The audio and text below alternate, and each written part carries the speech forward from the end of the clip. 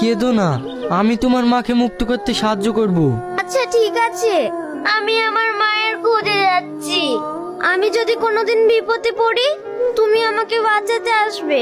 কিন্তু তুমি বিপদে পড়লে আমি কিভাবে বুঝতে পারবো? এই নাও, এটা তোমার কাছে রাখো। আমি যখনই বিপদে পড়বো তুমি এটা দেখলেই বুঝতে পারবে।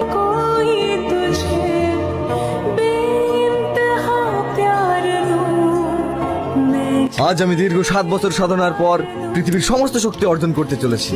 তুই যেটা ভাবছিস তোর মনের ইচ্ছা কখনো পূর্ণ হবে না। আমরা একদিন মুক্ত হবই। কিন্তু তোকে মুক্ত করবে কে? আমি আমার মাকে মুক্ত করব। কে তুই? এই পুচকিটা বের হলো কিভাবে? এই বন্দি করো কে? পাথরটা জ্বলে উঠেছে, নিশ্চয় আমার বন্ধু বিপদে পড়েছে। আমাকে এক্ষুনি যেতে হবে।